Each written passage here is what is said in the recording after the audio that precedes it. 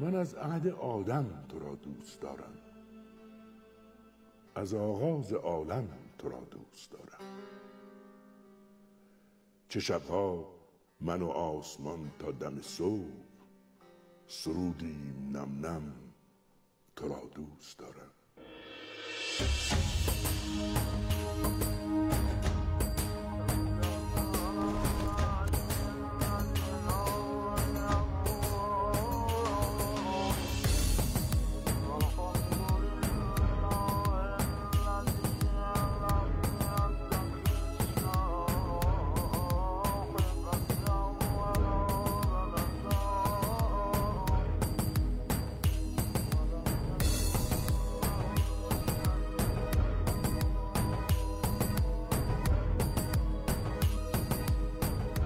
بدانید که قلب‌ها فقط با یاد خدا آرام می‌گیرند.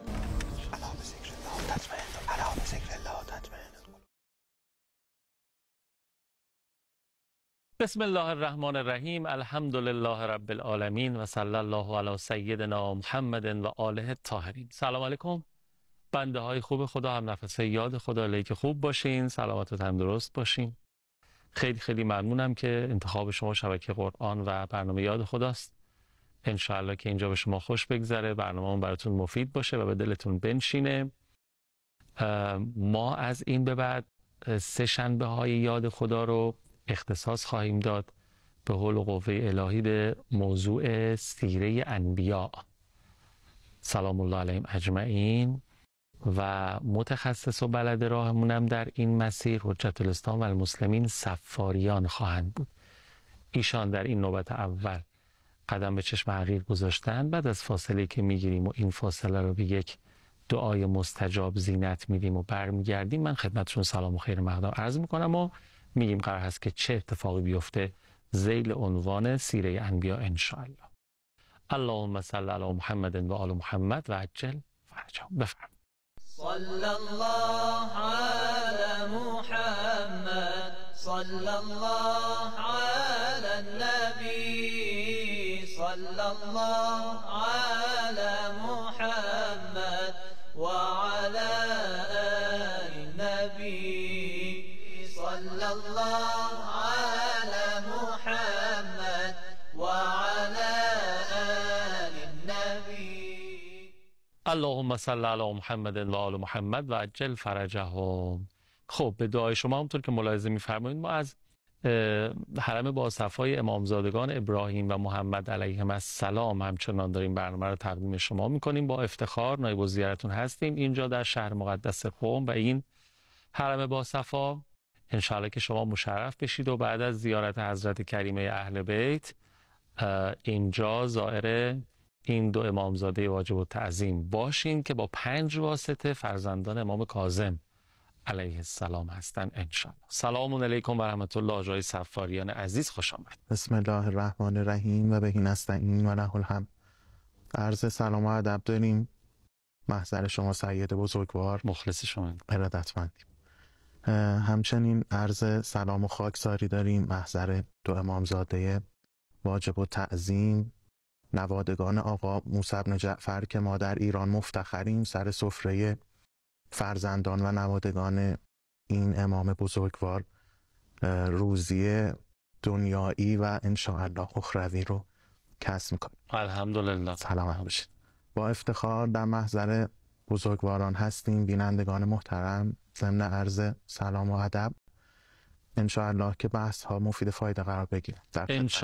انشاءالله به مدد امام زمان و مدد این 2 امامزاده که فرمودید انشاءالله این اتفاق مبارک بیفته. من احساسم اینه که بحثمون، حالا به بیننده هامونم عرض میکنم، بحث سیره انبیا بحث شیرین و دلچسبی به نظرم خواهد بود، چون احتمال زیاد سرشار خواهد بود از داستانها و حکایتهایی که در قرآن کریم آمده و اینها، و بحثمون میگم مفید و دلچسب خواهد بود انشاءالله. اگر اجازه بدید یه سوالی که ممکنه برای بعضی از مردم پیش بیاد به عنوان سوال کلی من اول مطرح بکنم و بعد شما دیگه مباحث کلیتون رو با پاسخ به این سوال تبیین بفرمایید. اونم اینه که اساساً چه نیازی هست که ما همین امروز که داریم زندگی میکنیم تو دنیای فعلیمون، حالا بیایم کنکاش بکنیم درباره سیره انبیا، انبیایی که سالها قبل از خاتم الانبیا زندگی میکردن. حالا ما مسلمانیم، فوقش دیگه حالا باید مثلا سیره نبوی رو صلوات الله علیه و آله رو مثلا بدانیم و کنکاش بکنیم و عبرت بگیریم و تنظیم بکنیم زندگیام. چه ضرورتی داره ما بریم سیره انبیا الهی رو بررسی بکنیم؟ در خود قرآن کریم آیه است که وقتی انسان این آیه رو تلاوت میکنه نسبت به کم لطفی های خودش به قرآن شرمگین میشه و اون اینه که نبی مکرم روز قیامت به خداوند متعال چنین شکایت میکنه و قال الرسول یا رب ان قوم اتخذوا هذا القرآن مهجورا. خدایا امت من قرآن رو اتخاذی مهجورانه کردن. ببینید نمیفرماد ترکو، قرآن رو ترک کردن، نه، اتخاذ مهجورانه کردن، یعنی اصلا تو زندگیشون انگاری بنابراین گذاشتن که سراغ قرآن نرن. تو زندگی فردیشون، در زندگی اجتماعیشون، در اقتصادشون، در سیاستشون، در فرهنگشون، در سیاست خارجیشون، در تمدن سازیشون. ببینید ما سراغ همه آراء و نظرات و دانشمندان و مکاتب و اینا انگار برنامه داریم بریم، برنامه زندگی روزمرمون، سر مطالعه‌مون، عبادتمون، ورزشمون، تهذیبمون، سر اینا سر جای خودش هست.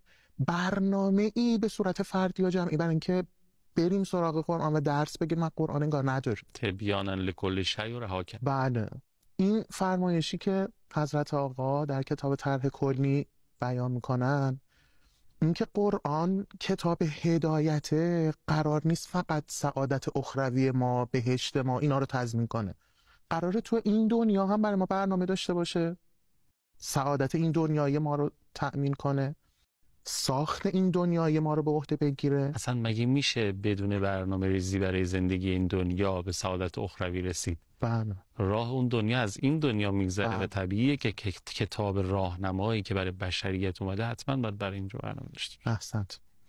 بله، حالا این ماجرایی که عرض کردم به خصوص در زمانی که اتفاقات سرعت میگیرن،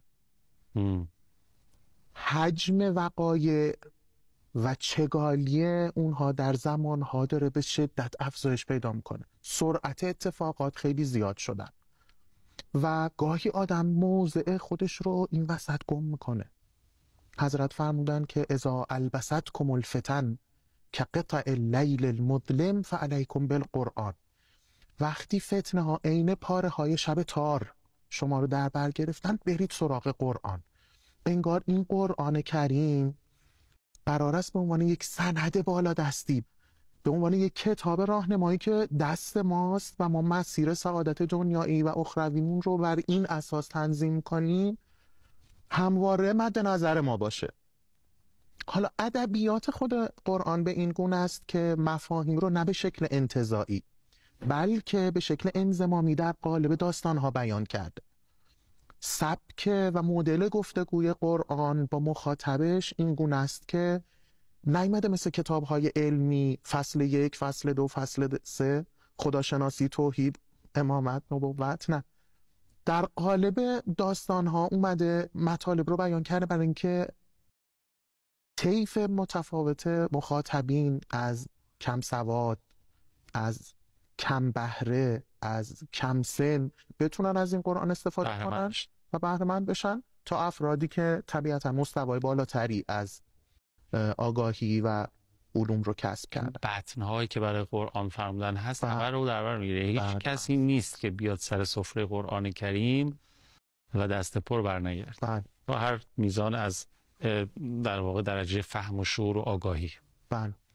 عرض کنم محضر مبارکتون که نقل تاریخی است که یکی از این منافقین میمد و مقابل مسجد نبی مکرم به مردم چنین ندا در میداد که آی مردم، این پیامبر اومده برای شما داستانهای هود و صالح تعریف میکنه، بیاین من از سرزمین عجم برای شما داستان رستم و اسفندیار آوردم براتون تعریف کنم. گمان این آدم اینه که قرآن یک کتاب داستانه، پس بنابراین یه بار خوندیمش داستان تموم شد دیگه، متوجه شدیم این داستان اینجوریه، پس بریم سراغ داستان‌های دیگه. و حالان که قرآن داره اون معانی برتر رو در قالب این داستان‌ها بیان میکنه، ولکن المنافقین لا یفقهون لا یعلمون لا یشعرون. آدم‌ها فکر میکنن که این صرف داستانه و حالان که صرف داستان نیست. لزوم تعمق، انس، تدبر با قرآن شروع میکنه این مفاهیم رو برای ما گویا میکنه. استنطاق از قرآن رو به نطق میاره.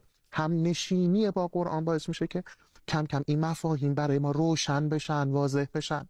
حالا ما به قدر وسع سواد و کلام و بیانمون انشاءالله در این جلسات قصد داریم که به مدد حضرت حق و نور قرآن انشاءالله مقداری از سنت‌های انبیا در این باره رو انشاءالله به بحث و گفتگو بشیم. میدونین چرا اینجوری این نکته که فرمودین؟ شاید علتش اینه که از بچگی برای ما داستان گفتن بخوابیم. دستت که باید داستان رو گفت تا طرف بیدار شد. بله. قرآن کتاب تخدیر نیست، کتاب سکون نیست، کتاب قعود نیست. قرآن کتاب قیامه، کتاب ایستادگیه، کتاب انتباه، بیدار شدنه. و ما این رو داستان‌های انبیا رو آورده برای بیدار کردن، برای آگاهی دادن، برای رشد، برای به کمال رسوندن. آره؟ بله، احسن. دقیقاً همین جوریه. آدم ها در مسیر سعادتشون قراره که یه سری اتفاقایی براشون بیفته که حالا انبیا میشن اسوه، میشن الگو، میشن انموذج به قول زبان عربی، برای اینکه انسان ببینه که آقا ببین یه سری آدم هایی که همجوری زمینی بودن، انا بشر مثلکم بودن، بعد زمینی و مادی داشتن، این آدم ها تونستن راه های آسمان بپیماین، تونستن بقیه آدم ها رو هم در این مسیر هم سفر خودشون کنن. پس بنابراین مایی که به مانند اونها باید از اونها اسوه بگیریم، الگو بگیریم، ما هم باید همین مسیر رو طی کنیم و بپیماییم. خیلی خوب، دست شما درد نکنه. فکر میکنم که جواب قانع کننده‌ای بود و خدا خیرتون بده. ما اگه صلاح بدونین یه فاصله بگیریم و برگردیم، باز مباحث شما رو میشنویم. در خدمتیم. زنده باشین، خدمت از ماست. بفرمایید. خواهش می‌کنم. یا الهی کیف انجو منه یامی و عرابی کیف انجو یا الهی کیف انجو و انا بالجمر ألهو كيف أصحو والهوى بالقلب لاهي كيف أنجو وأنا بالجمر ألهو كيف أصحو والهوى بالقلب لاهي يا إلهي يا إلهي كيف أنجو منه يامي وعرابي كيف أنجو يا إلهي في كياني لفح ضاف مستبد وجموح صرت من شكواه آهي في كياني لفح ضاف مستبد وجموح صرت من شكواه آهي يا إلهي يا إلهي يا إلهي يا إلهي يا إلهي كيف أنجو منه يامي وعرابي كيف أنجو يا إلهي يا إلهي يا إلهي كيف أنجو منه يامي وعرابي كيف أنجو. اللهم صل علی محمد و آل محمد و عجل فرجهم. خب من به نظرم میاد که یعنی آدم احساس میکنه که لابد یه وجه اشتراکی، نقطه اشتراکی بین زندگی پیامبران الهی بوده که شاید روی اون بشه تکیه کرد. نگاه قرآن آیا این هست نیست؟ لازمه توضیح بفرمایید. بله. این مطلبی که در قسمت قبل عرض کردم درباره این که انبیا آدم‌های راحت نشینی نبودن، عافیت طلب نبودن، سایه نشین نبودن، در متن تحولات اتفاقا قرار دارن. یعنی همه سعیشون و تلاششون اینه که جامعه تراز، تمدن تراز، مردم تراز رو بسازند. و حضرت آقای تعبیر بسیار جالبی دارن در اون کتاب طرح کلیشون، میگن که راه انبیا متفاوت از راه بقیه مصلحان عالمه. با راه معلمان متفاوته، با راه فلاسفه متفاوته، با راه رهبران اجتماعی متفاوته. به خاطر اینکه انبیا دنبال اینن که کارخانه های انسانسازی ایجاد کنن. کارخانه انسانسازی چیه؟ کارخانه انسانسازی جامعه دینی است که همه مؤلفه هاش انسان رو به سمت حضرت حق سوق میده. یعنی اگر اقتصاد و بازار داره، بازارش داره انسان رو به سمت هدایت و نور سوق میده.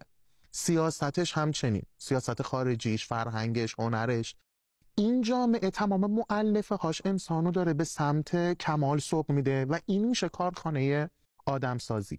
حالا وظیفه انبیا اینه کارخانه آدمسازی رو ایجاد کنن. بریم ببینیم که قرآن کریم چگونه بر این ماجرا چجور برای ما تصویر کرده که انبیا علیهم السلام وظیفه هدایتگری خودشون و ساخت اجتماع رو چجوری انجام دادن. خداوند متعال میفرماد که در سوره مبارکه آل عمران میفرماد که و کأی من نبی قاتل معه ربیون کثیر، چه بسیار انبیایی که اینا مقاتله میکردن، پیکار میکردن، میرزمیدند و در کنار اونها یک تیم، یک حلقه میانی از آدم‌هایی که تربیت یافته الهی بودن. ربی آدمی است که تربیت شده خداییه. اینا در حقیقت دست و پای ولی الهیان در تشکیل اون جامعه دینی.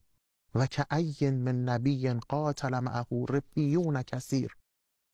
مؤلفه اصلی انبیا این ویژگی پیکار و مبارزه دائمیشونه. عافیت طلب نبودن، سایه نشین نبودن. یعنی اولین وجه اشتراکی که شما بین همه انبیا بخواین در نظر بگیرین همین نکته است. بله، طبق آیای قرآن دیگه. بله. حالا این نبرد جبهه حق و باطل رو انشاءالله میخوایم پیگیری کنیم در این سیره انبیا. یعنی هرچی جلوتر بره یه مقداری تصویر برامون واضح تر میشه. الان میخوایم یه خطوط کلی بکشیم برای اینکه حدود بحثمون یه چارچوب موضوعی به قول معروف مشخص تر بشه.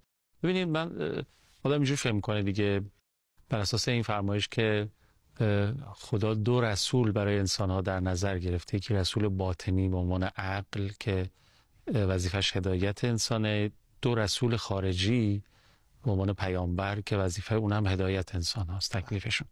یعنی پیامبران که میخوان انسانها رو هدایت بکنن و تعبیر شما در این کارخانه انسانسازی اولا اون رو ایجاد بکنن و در این بستر انسان رو قرار بدن، برای این هدایت حتما باید با ظالمین، مستکبرین مقاتله و مبارزه بکنن در این مسیر و بدون این نمیشه. این نکته که فرمودین رو من یه با اجازهتون یه تکمیله اضافه کنم. ببینید، وجود انسان آینه عالم خارجه. همچنانی که شما به درستی فرمودین، در وجود ما یک نیروی دعوت کننده به خیر وجود داره و یک نیروی دعوت کننده به شر. این تنازع درونی بین جبهه حق و باطل در وجود من در خارج هم هست. بله، در خارج هم هست. و همچنانی که اون رسول درونی وظیفه هدایتگری رو از دو مسیر جلو میبره. یکی مسیر بشارته که آقای امیر آقا مثلا هدایت و سعادت هر دو دنیا در انتظار توه، برکات در انتظار توه، یه وسیله انذار. همچنان در وجود من یه وسیله ایست که دشمنی میکنه، پیکار میکنه و مقابله و مبارزه میکنه با اون من دانی، به قول مرحوم شهید مطهری، با اون امیر پایینتر، با اون امیر خاکی، با اون امیری که پرواز بلد نیست و میخواد ما رو از پرواز برحذر داره و مانع پرواز ما بشه. همین ماجرا به عینه در عالم خارجه. مرحوم امام یه فرمایش بسیار زیبایی دارن. ایشون میفرمان که همچنان که ابراهیم سلام الله علیه خلیل خدا بود و وظیفه هدایتگری بر عهده داشت، همزمان با نمرود مقابله میکرد. همزمان که جناب موسی سلام الله علیه وظیفه هدایتگری رو بر عهده داشت، اما با همان عصای چوپانی خودش به مقابله و مبارزه با فرعون زمانش میره. بعدیشون فرمان همچنانی که نبی مکرم در یک دستش قرآن برای هدایتگری و در دست دیگرش شمشیر. ببینید این همون نزاع درونی ماست که حالا رسول بیرونی همین کارو باید بکنه. رسول بیرونی اولا خداوند متعال میفرماد که من برای شما انبیایی فرستادم. این انبیا که اومدن بینات دارن، کتاب‌های هدایت دارن در یک دست، اما بعد چی میفرمان؟ و انزلنا الحدید فیه بأس شدید. اما در کنار این هدایتگری حالا یه نیروی صلب و سختی نیازه برای مقابله با ستمکارانه که مانع بر مسیر هدایت مردم قرار گرفتن. این می شود پیکار دائمی و همیشگی انبیا علیهم السلام با اون جبهه طاغوت. ببینید جلد کتاب قرآن صورتی نیست. قرآن فقط از باب رحمت و بشارت و اینها نیامده. قرآن ما اینجوری نیست که فقط جنبه رحمت و جلوه رحمت داره. نه، محمد رسول الله صلی الله علیه و الذین معه اشداء علی الکفار رحماء بینهم. ما پیامبری نداریم که تو هر دو دستش فقط کتاب وحی باشه. مرحوم امام دقیقاً به همین نوع دست گذاشتن. فرمودن که ببینید تو سیر تاریخ اگه بخوایم دقت کنیم چند تا عامل بوده که برای ما صحنه هدایتگری انبیا رو به هم زده. یکیشون خلفای جور بودن.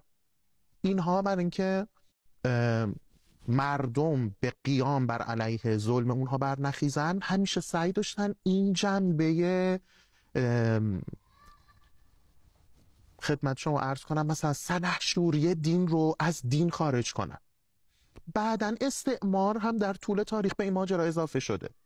دیده که آقا من اگر بخوام شیره جان مسلمین رو بکشم، اونها رو برده و بنده خودم کنم و مطیع خودم کنم، این ماجرای جهاد یه مانع اصلی سر راه من.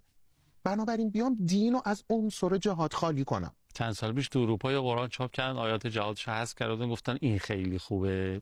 دیگه بعد مرحوم امام دقیقاً مثالی که میزنن حضرت عیسی سلام الله علیه، ایشون میفرمان که عیسایی که برای ما تصویر کردن اینه که یه سمت صورت من رو اگه سیلی زدن سمت دیگه صورتم رو جلو میارم میگم این طرفم بزن. و ایشون فرمان اصلا این پیغمبری که خدا در قرآن برای ما معرفی میکنه این عیسی نیست. مشخصه که اصلا این آموزه الهی و وحیانی نیست. این آموزه اختلاطی از مثلا اندیشه های ناپاک در او دخیل شده. اگر نه جناب عیسی سلام الله علیه قاعدتاً اون نیست، باید اهل مقاومت، یعنی دقیقاً مرحوم ما دست می‌ذارن روی این نقطه که چی شد دین ما رفت به سمت خمودگی، به سمت اینکه از عنصر تکاپو و جهاد و ایستادگی و مقاومت و اینها خالی باشه.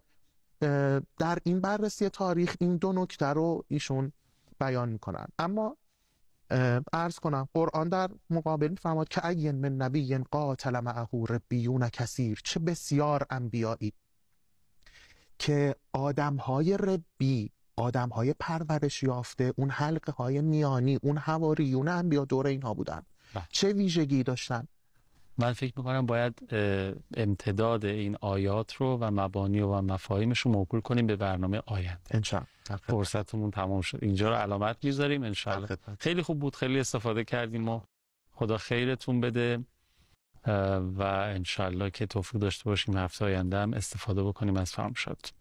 عوامل ندارین؟ خواهش میکنم از شما، ممنونم از مخلصم. عوامل برنامه و بینندگان محترم که همراهی فرمودید. اجرتون با است خاتم الانبیا. ممنونم. خیلی ممنونم که برنامه ما رو تا پایان تماشا کردید. این بحث به نظرم هر چی جلوتر میریم جذاب بود، جذابتر هم خواهد شد و به شدت کاربردی و مفید فایده برای هممون خواهد بود انشاءالله. از همه شما التماس دارم مراقب خودتون باشین. یا حق. خداحافظ.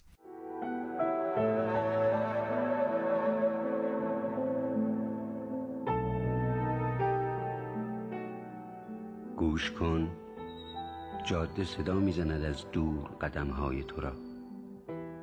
چشم تو زینت تاریکی نیست، پلک‌ها را بتکان، کفش بپا کن و بیا.